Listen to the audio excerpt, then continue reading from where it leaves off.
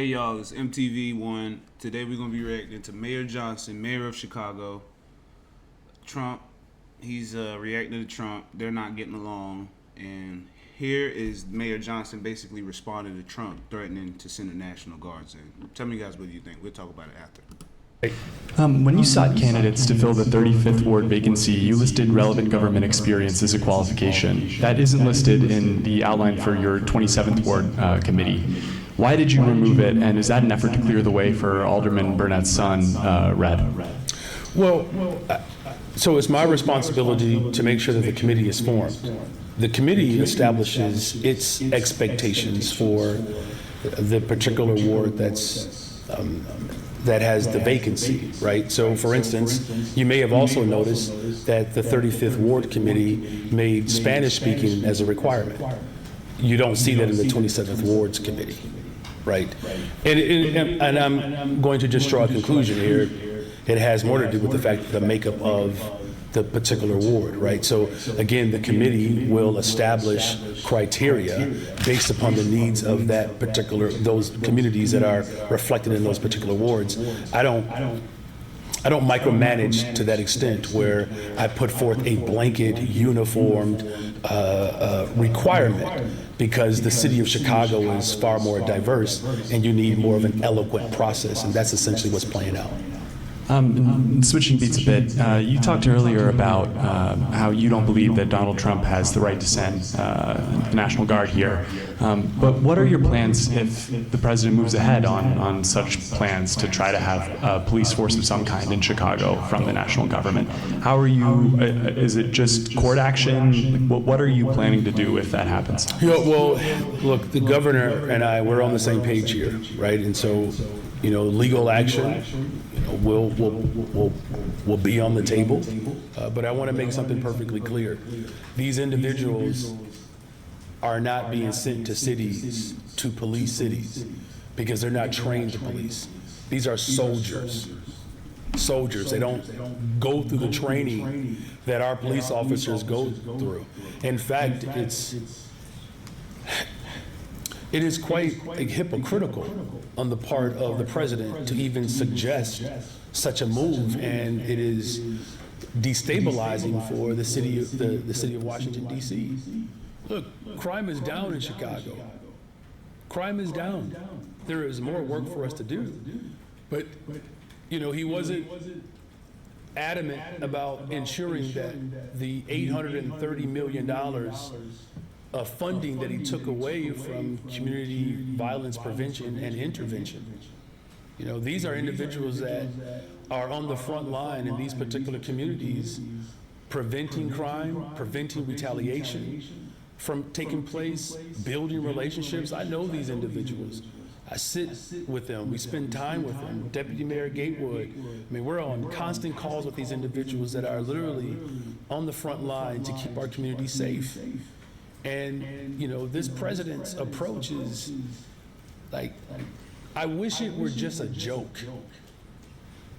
He's one, but it's antithetical to what we're actually working to accomplish here.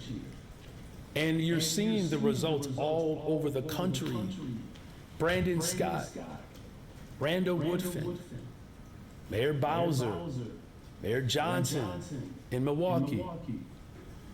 30% reduction in homicides just this year alone in the city of Chicago. 40% reduction in shootings and shooting victims.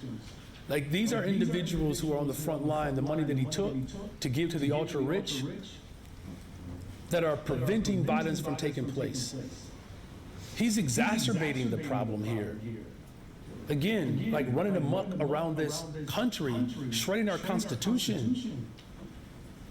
He's dangerous. We have seen this before. And inch by inch, he continues to see what he will get away with.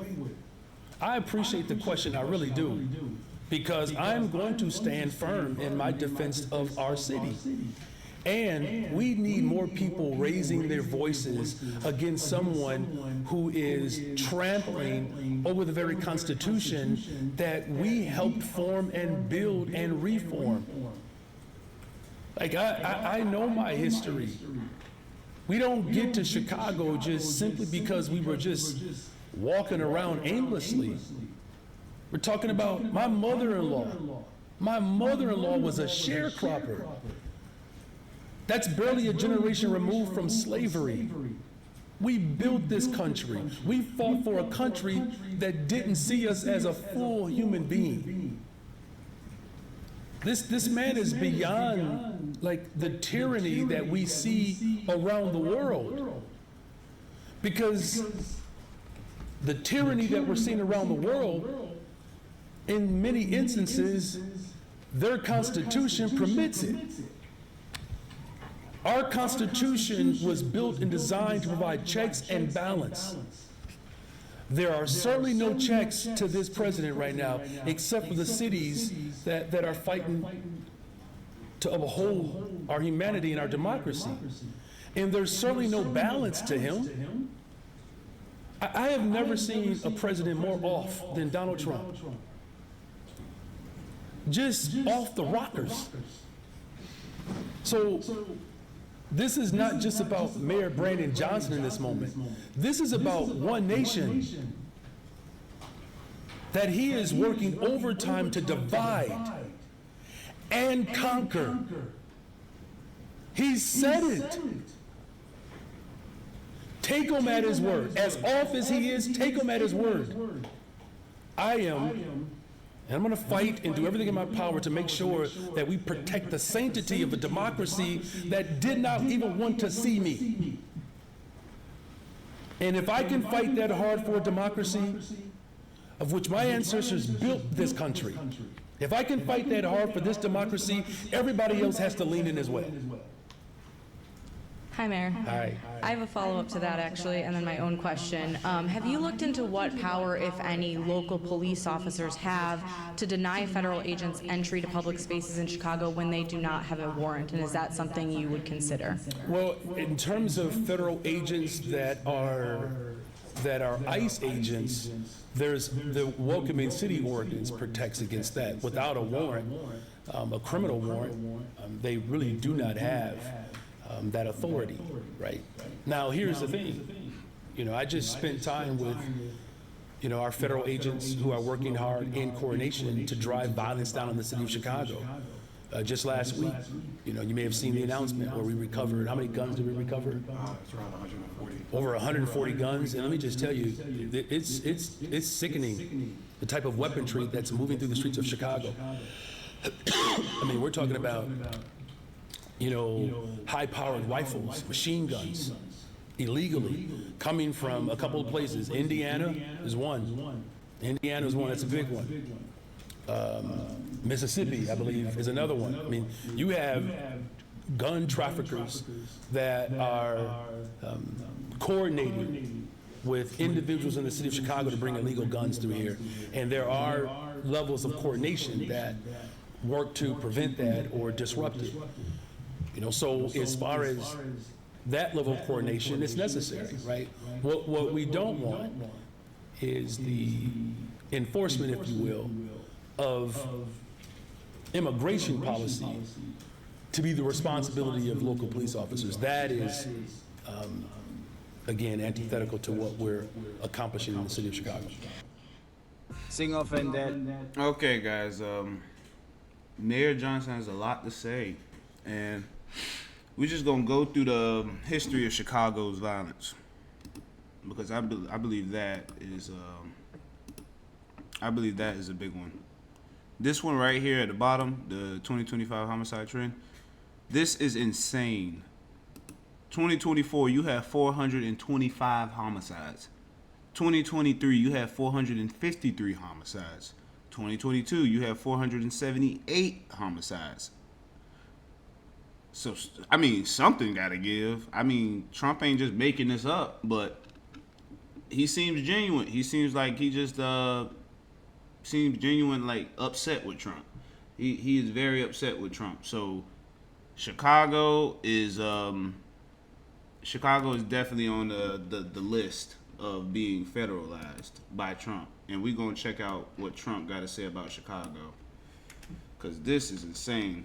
Now, he did mention his family were sharecroppers, and for those who don't know, sharecropping was a system of agriculture labor that emerged in the post-Civil War South, primarily impacting African Americans communities. Under this system, black families would farm land owned by a white planter in exchange for share of the crop, but were often trapped in a cycle of debt and limited economic mobility. So that's what he means when he says,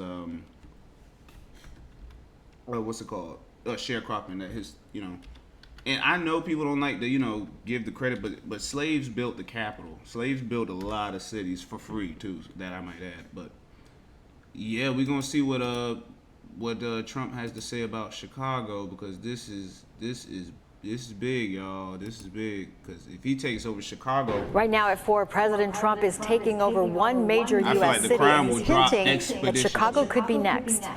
This is Liberation Day in D.C., and we're going to take our capital back. We're taking it back. The mayor of Washington, D.C. reacted today, calling it unsettling and unprecedented as President Trump announces plans to federalize D.C. police and bring in the National Guard to help combat crime in the nation's capital. That announcement this morning drew praise from law enforcement agencies and some Republicans who rallied behind the president, but it also spurred legal questions and plenty of criticism from Democrats, including those right here in Illinois. Investigative reporter Bennett Haberly is joining us with more on what the announcement today could mean here for Chicago. Bennett? Yeah, Alex, it's unclear what will happen in Chicago right now, but the picture is becoming clearer over in D.C. as President Trump made that announcement this morning. The Army put out a statement saying 800 soldiers were activated, and between 1 to 200 will be supporting law enforcement in the D.C. area for administrative logistics and what they call physical presence. President Trump also was quick to criticize Chicago Mayor Brandon Johnson and Governor Pritzker. And if we need to, we're going to do the same thing in Chicago, which is a disaster. We have a mayor there who's totally incompetent. He's an incompetent man. And we have an incompetent governor there. Pritzker's an incompetent. Now, President Trump went on to criticize Illinois' no-cash bail system, which he pledged to fight and change, saying that it leads to too many people being released. During his remarks, the president floated the idea, of course, of sending the National Guard to other cities, including Chicago. At a separate event today, Governor Pritzker was asked for his reaction to the president's plans. It's clear to me and to most legal experts that he just does not have the right or ability to do it. Having said that, I've said from the very beginning, the man was first elected. I have talked about the fact that the Nazis in Germany in the 30s tore down a constitutional republic in just 53 days. It does not take much, frankly, and we have a president who seems hell-bent on doing just that. That was the governor, y'all. That was the governor of Chicago basically telling Trump that, hey, you can't do that. But as we know, Trump doesn't just stop at that. You can't just tell him, hey, you can't do that, because he's still going to do it.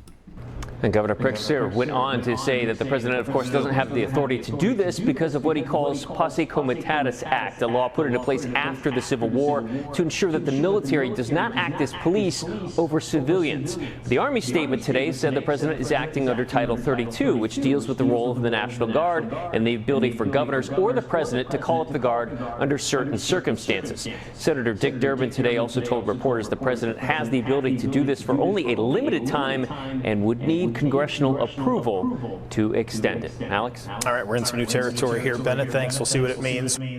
So, guys, An extraordinary move. What's going to happen? Let me know down in the comments. I look forward to hearing what y'all got to say. But what I think is going to happen is Trump is going to send the army to California, Chicago, Detroit, Oakland, Baltimore. I think he's going to send them all across the states. I really do. I don't know what's going to happen, y'all.